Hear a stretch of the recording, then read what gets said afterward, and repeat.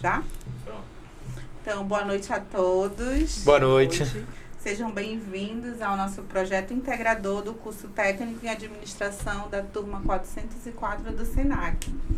Hoje vai acontecer o nosso primeiro episódio do nosso podcast Raízes Empreendedoras. O nosso tema é os desafios na área dos recursos humanos para o empreendedor regional, onde com muita alegria eu recebo hoje a Ellen Araújo, advogada. Obrigada, boa noite. É uma satisfação estar aqui novamente no SENAC. Um agradecimento especial à instituição, à professora Silvia, à equipe que formulou as perguntas, à turma em si. Desejo boa sorte para vocês nesse projeto. Estamos aqui para somar, para informar, para aprender no que for possível. Muito obrigada.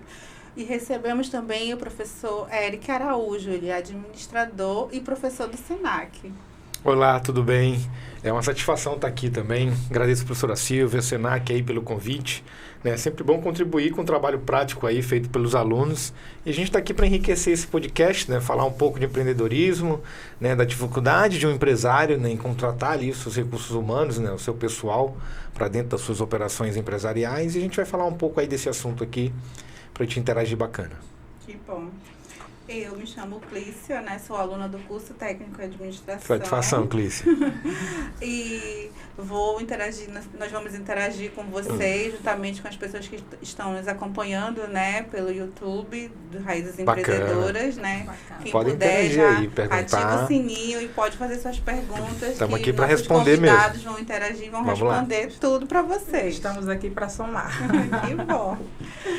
Então, devido a os desafios nessa área dos recursos humanos, nós elaboramos algumas perguntas e aí eu direciono a vocês e a gente vai ter uma pequena dinâmica de tempo para fazer essa interação. Então, na sua opinião, Ellen, quais são os principais desafios na contratação de talentos qualificados na Amazônia, dada a sua localização remota e a falta de estrutura? Bem, eu entendo que hoje em dia a falta de contratação, ela é uma coisa que gera em todo o Brasil, é uma necessidade nacional. É tanto que existem estudos, né?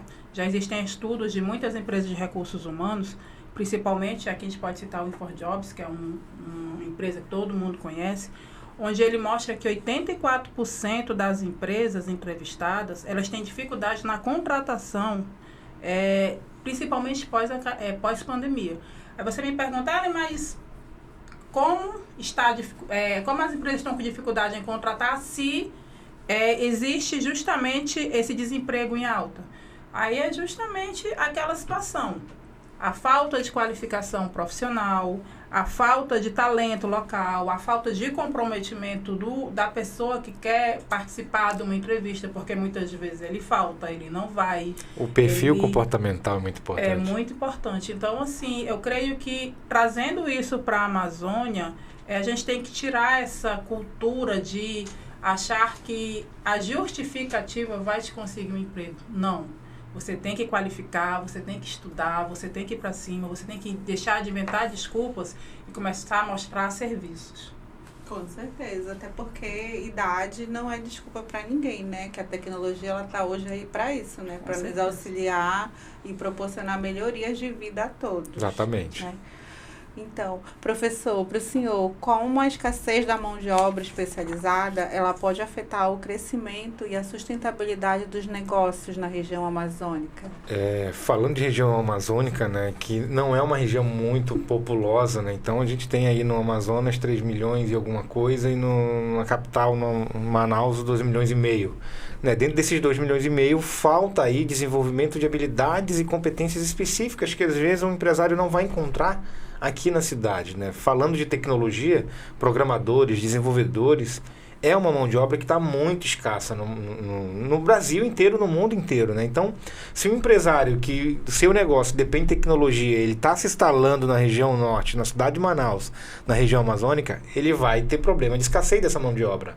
né? E aí a gente começa a ter a importação, a imigração de algumas regiões, né? Nordeste e Centro-Oeste, de mão de obra qualificada para essas outras regiões, né? Então, a gente vai começar a ver o sotaque mudar aqui na nossa região, porque não tem a nossa população se desenvolvendo na área tecnológica. E não só na área de tecnologia, né? Na manufatura, algumas áreas técnicas, né? Na área do parque industrial também são escassas. Então, quando o empresário às vezes quer expandir, né, para uma outra fábrica, para um outro estado, para um outro município, ele já vai encontrar essa barreira, porque não vai ter essa mão de obra qualificada nessa região.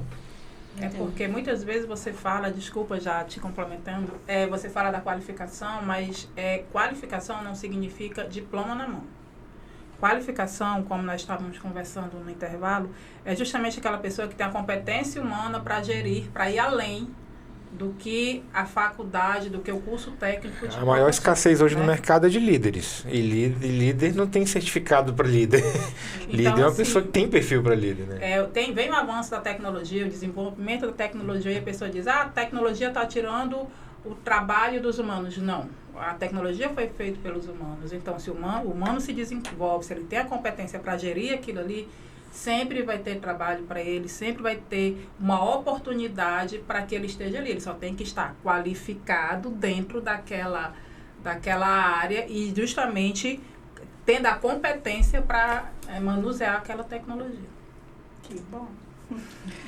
Então, para vocês, quais as estratégias que podem ser implementadas para atrair e reter talentos aqui numa região desafiadora como a Amazônia? Hoje o trabalho híbrido, né, tá aí fazendo frente e força aí com o trabalho presencial, né?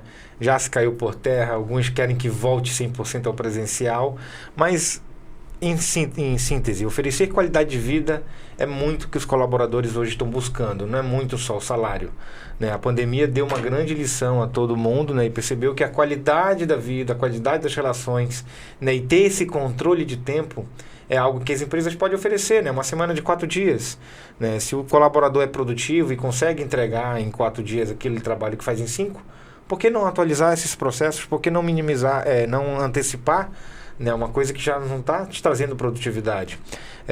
Agências de publicidade, né, a criatividade não bate ponto de 8 às 18.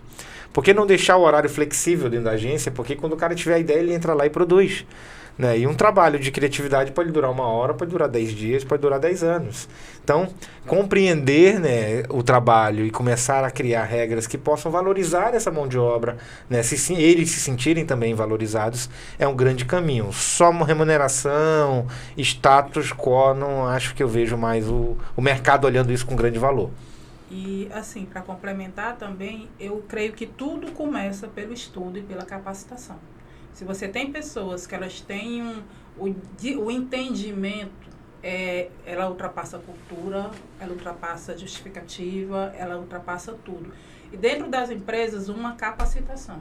A partir do momento que a pessoa ela está capacitada, que ela entra no curso, ela nunca volta ao estágio natural de querer carregar uma caixa, por exemplo. Se ela começa a trabalhar com empilhadeira, ela nunca vai querer voltar a fazer força nas costas, né? Então, assim, eu acho que antes de pensar lá, a gente tem que retroagir um pouquinho. Qual é a base de tudo? A educação. Para você ter uma ideia, nós temos uma startup, Trilha do Aprendiz, onde estudos feitos, nós descobrimos que o país é o segundo país Brasil é o segundo país do mundo com maior índice de jovens fora do mercado de trabalho e das escolas. 5.200.000 pessoas desocupadas e sem estudo. Então, assim, para que você queira cobrar de um funcionário, de um empregado, de alguém, você tem que capacitar. E a pessoa que está procurando emprego, ela tem que estudar. Não, modinhas vêm, tudo passa. A única coisa que não passa é o que você aprendeu. É o conhecimento. É o conhecimento que você tem. Então, assim, tudo que o professor falou é perfeito. Mas se retroagir um pouquinho, você tira aquela coisa da cultura de dizer assim, eu não vou porque eu não quero, porque eu não sei, porque eu não posso, porque eu não vou conseguir. Se você estudou, você vai. Se você está capacitado, né, você vai fazer. O trabalho da mão de obra está escasso. Não existe mais muito trabalho de mão de obra, porque máquina já está fazendo isso, né? Hoje existe trabalho intelectual, capacidade de compreender e resolver problemas, é isso que o mercado hoje quer, né? E a tua capacidade é que vai realmente determinar se você vai ser absorvido pelo mercado ou não. Então, eu costumo dizer muito para meus alunos, né? Quanto mais problema você sabe resolver na vida e para as pessoas e para empresas, isso é interessante para elas, para alguém. Então, alguém vai acabar te contratando. Se você não sabe resolver nem os seus problemas e de ninguém, você acaba não tendo uma utilidade no mercado, né? Então, eu sempre coloco isso na máxima para meus alunos, para eles entenderem que olhar para problemas e aprender a resolvê-los é o caminho da empregabilidade. Aí você escolhe carreiras, profissões, e aí tem inúmeros a fio aí. O Senac é um que forma aí quase tantas profissões aí que a gente perde de conta. Então, além dessas dicas, né, que tem vários cursos no Senac para várias faixas etárias, quais as outras dicas que vocês podem dar, principalmente para os jovens, para eles não perderem nessa oportunidade de serem inseridos no mercado de trabalho? Legal. Pode comentar, Ellen? Posso. Assim, nós temos, paralelo ao professor e advogado, nós temos uma startup chamada Trilha do Aprendiz, onde nós fazemos a conexão, o elo entre o jovem aprendiz e a empresa. E em estudos feitos, nós vimos justamente essa dificuldade. O jovem, ele não sabe onde procurar um emprego, o jovem não sabe como fazer um currículo, o jovem não sabe como se portar à mesa para participar de uma entrevista. E vendo todas essas dificuldades, que hoje em dia é uma coisa que não era para ser uma coisa, se tornou uma coisa comum, nós justamente colocamos a gamificação nesse processo. E hoje em dia o jovem, ele dentro do Trilha do Aprendiz, ele pode fazer uma entrevista sem sair de casa. Ou seja, ele não tem a desculpa de deslocamento. Ele pode fazer a entrevista através de um jogo, de um game, de um quiz, de alguma coisa. Ou seja, ele já não tem a desculpa de dizer que ele não sabe se portar em frente a um recrutador.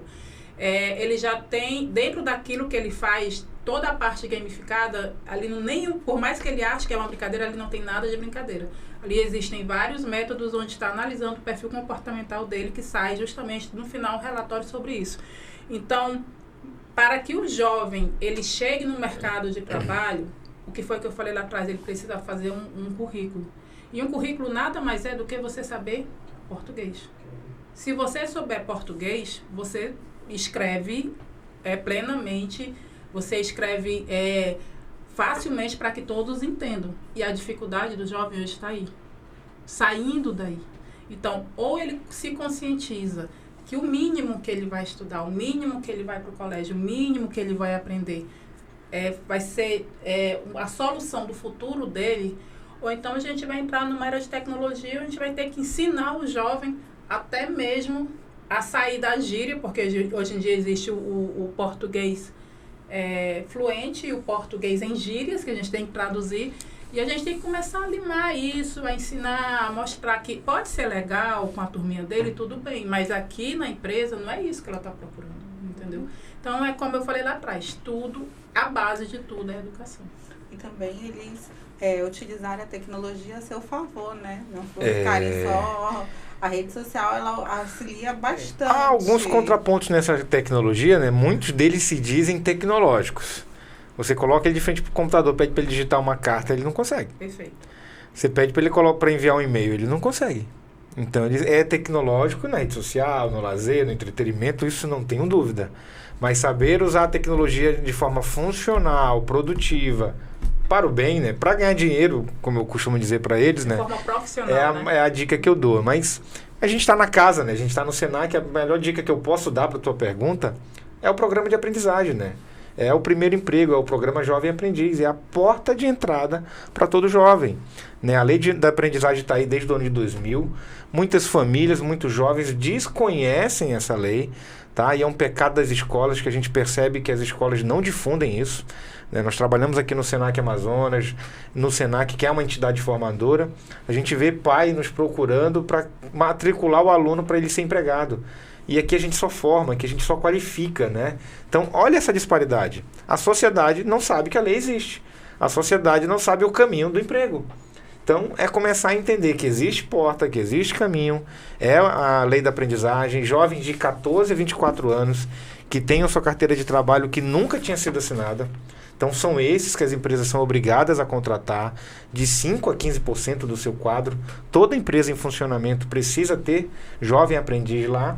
E aí é uma experiência, né? Não é um contrato para a vida toda, é um contrato curto de 1 a 2 anos, onde ele vai experimentar esse mundo do trabalho, né? Vai começar a ter contato com esse universo profissional, com profissionais, e isso vai mostrar para ele caminhos. E aí é aquilo que brilha mais no olho dele, se é área da saúde, se é área da engenharia, da logística, e ele vai acabar achando o caminho dele. Em algum momento ele se encontra. Tá vendo, jovens, né? Voltando à base, né?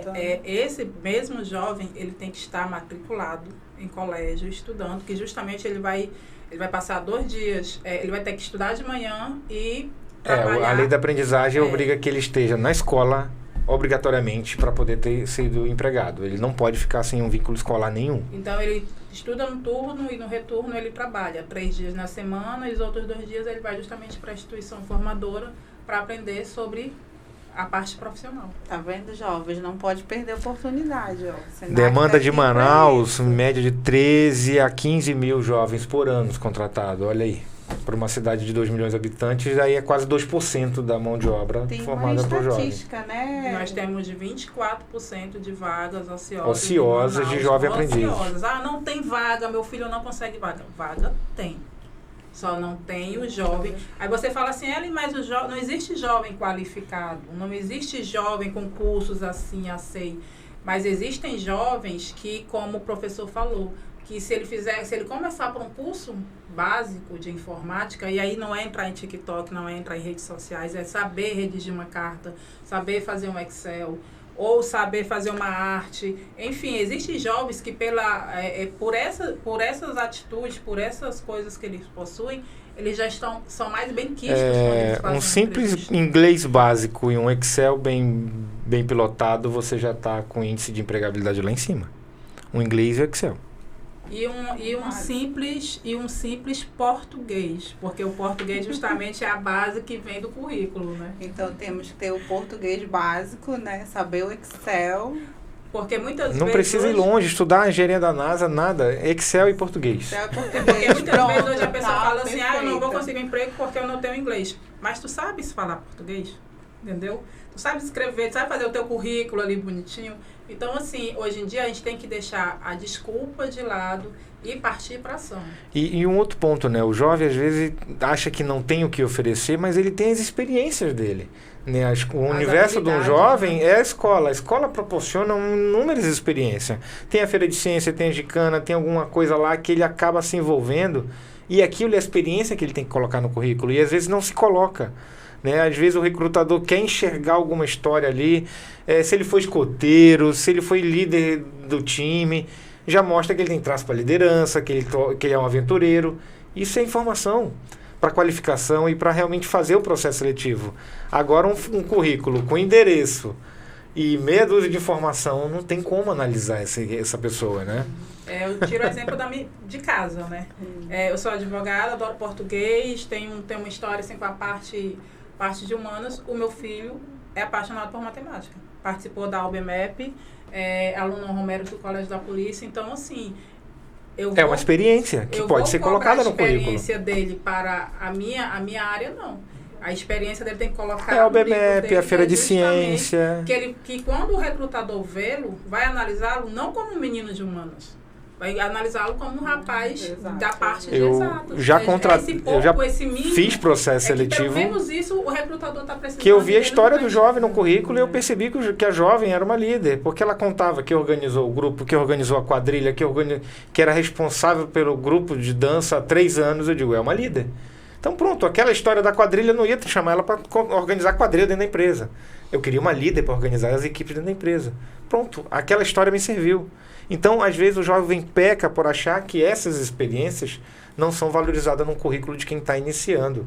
E são elas que a gente realmente quer enxergar, né? E experiências tem muitas aí. Até o trabalho voluntário. Trabalhos voluntários, artísticos, culturais, qualquer coisa que seja uma experiência As igrejas, hoje em dia, elas trabalham muito essa parte cultural, essa parte de voluntariado, essa parte de ambiental. Coloca no currículo, eu faço parte do grupo X. De um grupo X, de um grupo Y. Você não Y. precisa defender A, B ou C, você precisa dizer o que você faz. É aquele mito de que só vale a experiência que está registrada em carteira.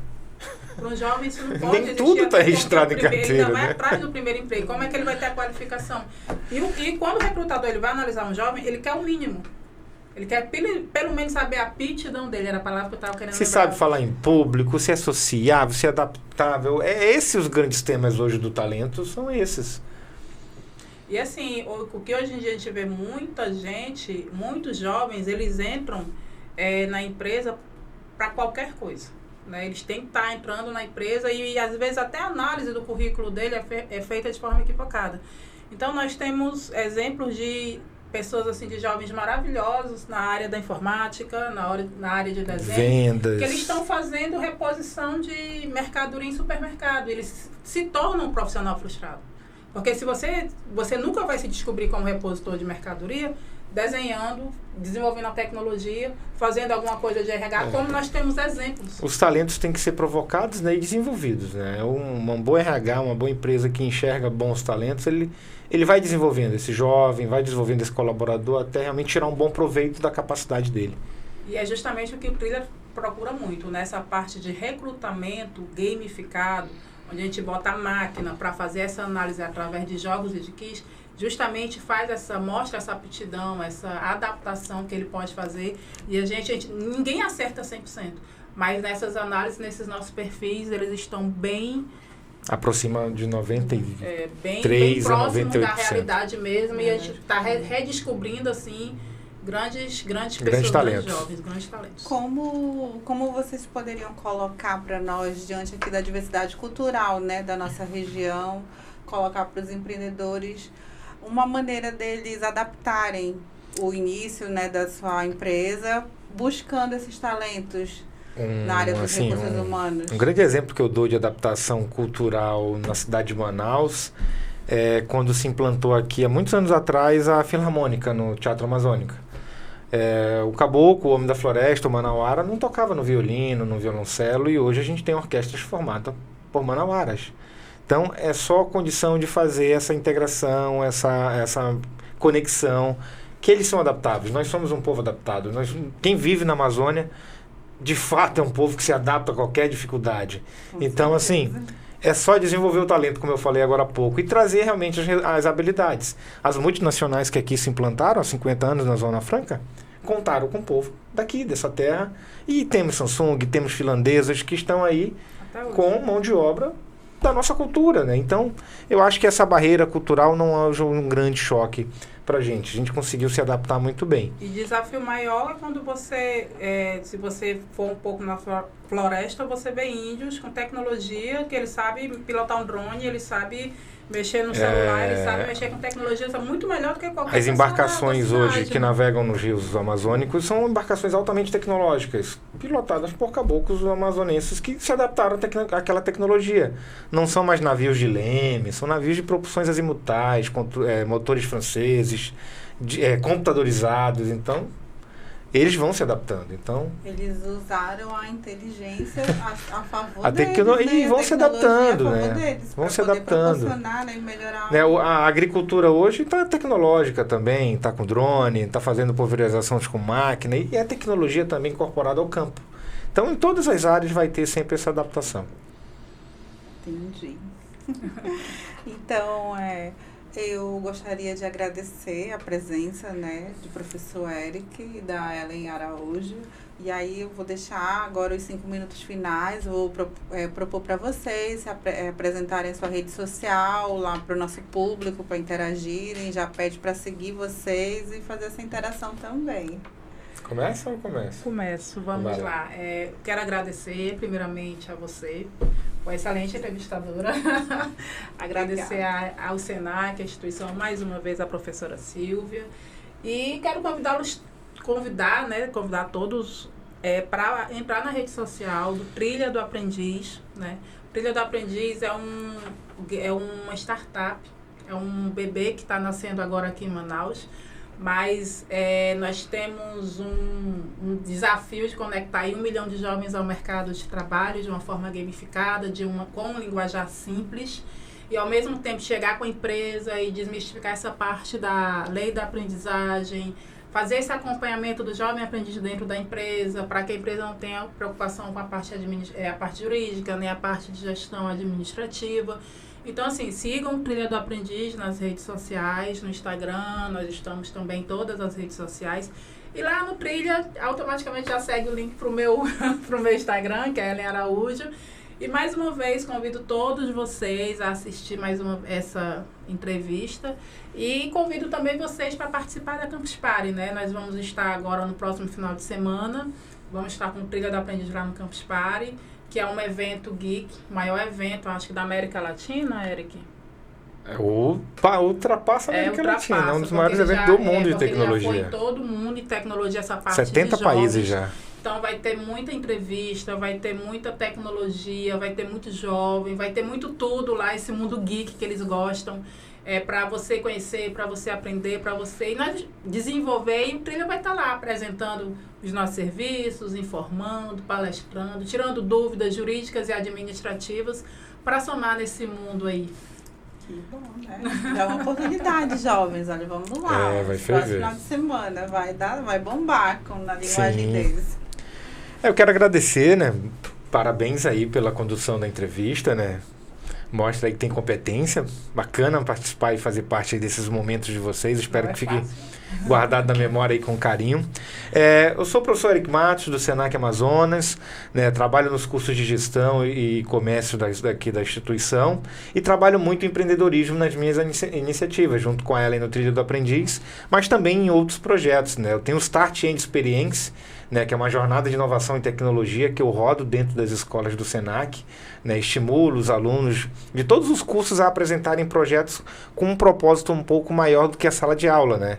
Acabar olhando para os problemas da sociedade e do comércio em geral e propor realmente soluções efetivas e que acabem virando um negócio. Então, esse Starting de Experiência já foi premiado no Prêmio de Educação Empreendedora pelo Sebrae e a gente já está nesse ano na 3ª rodada, né? Esse final de semana agora recente, participamos do NASA Space App, uma competição da NASA.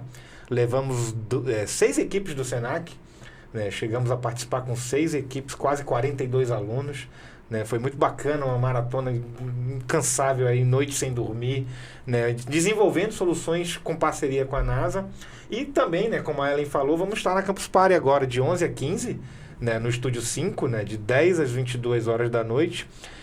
No dia 14, né, a gente está com stand lá, um sábado, né, vamos passar o dia lá conectando com os jovens, e no dia 13 a gente vai estar palestrando no Edu Inovan, no palco do Edu Inovan, né, a Ellen às 12h40 e eu às 13 horas. Né, vamos falar do Start End, dessa inovação, como é que a gente leva os alunos para a NASA, para a Lua, né, uma gamificação que eu uso, uma metodologia que realmente começa a mostrar para o jovem e para a comunidade que ciência e tecnologia não é coisa para doutores, e sim para a sociedade em geral. E aí, Start End XP no Instagram, Eric Matos, @consultor também, vocês podem me encontrar lá. E aí, estou aberto ao próximo convite, se quiserem aí um contato mais de informação, a gente está aí sempre para somar, tá? Obrigado a todos aí que assistiram no canal, espero ter gostado aí das respostas, espero ter ajudado aí no mercado de trabalho para vocês, e até breve. E só para encerrar, se tiverem mais alguma dúvida, chama a gente lá nas redes sociais, sempre está tirando dúvida, está orientando, está tirando. Muitas vezes a mãe pergunta: como eu posso estar conseguindo emprego para o meu filho? Essas e outras perguntas, até mesmo trabalhista, sobre direito, sobre deveres, conexão sempre aberta, pode chamar lá que a gente responde. Pode chamar nas redes sociais que a gente dá um jeitinho e responde com todo prazer.